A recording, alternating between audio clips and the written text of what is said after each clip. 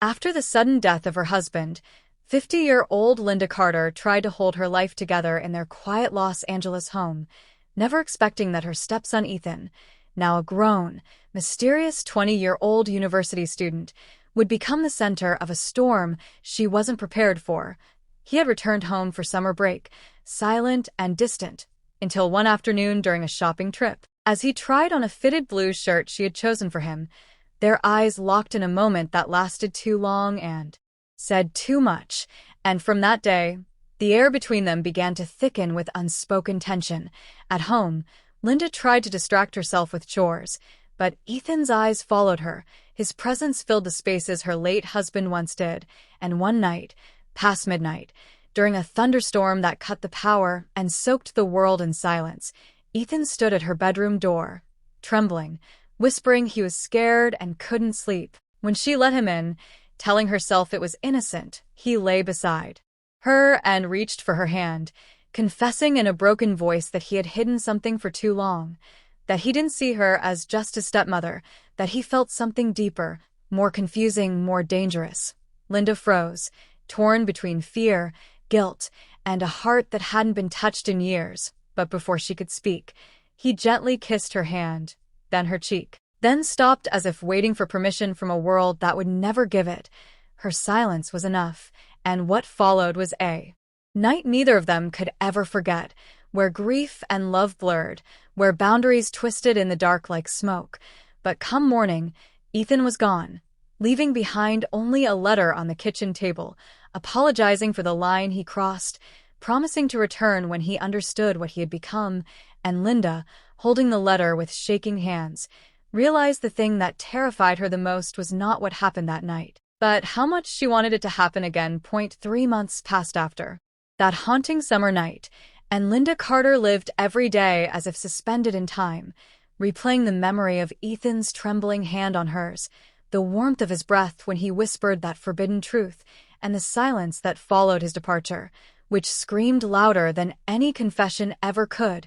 Her heart grew heavier with each passing week, scanning every knock on the door and every message alert with desperate hope, until one golden October evening, while folding laundry near the window, she looked up and saw him standing at the gate, older somehow, changed, wearing a dark coat and carrying the same letter she had never stopped reading. And when she opened the door, her breath caught in her chest because his eyes no longer looked like a boy's but a man's, burdened, resolute. And when he said, "Hi, Linda," in a voice she hadn't heard in 90 days, she forgot how to speak. They sat in the kitchen, sipping tea like strangers, until Ethan pulled out a small notebook filled with pages of thoughts, things he had written while he was gone, about that night, about love, about guilt, and about the dreams he couldn't shake, where she was always there, looking at him not like a mother, but like the woman he needed.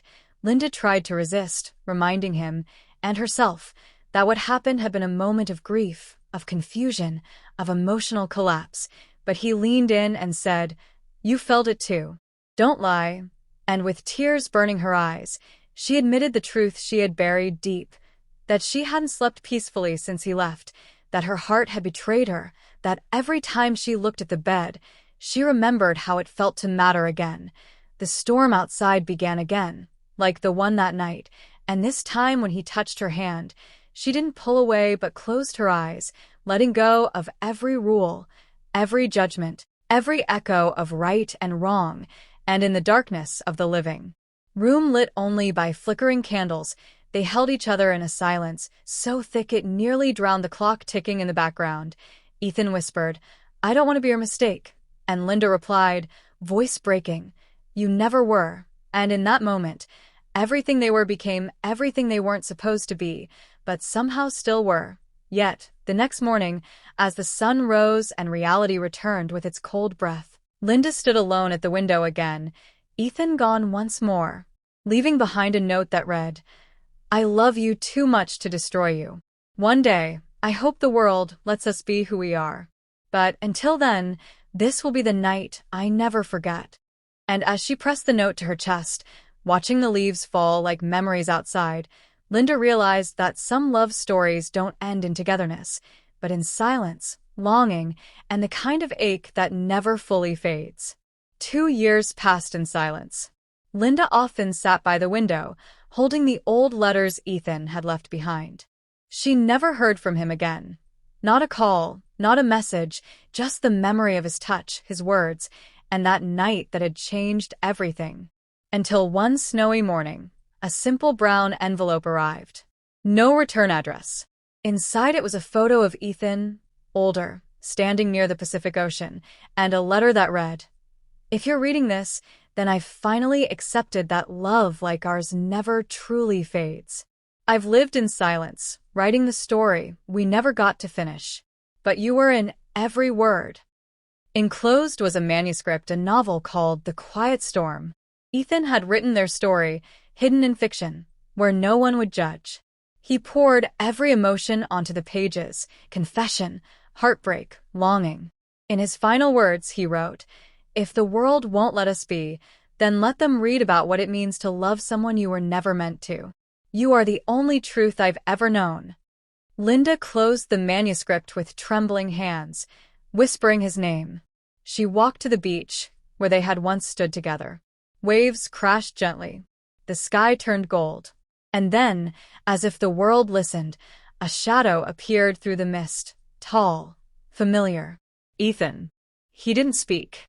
He just opened his arms. Linda ran to him like time had never passed. In that quiet embrace, the world disappeared.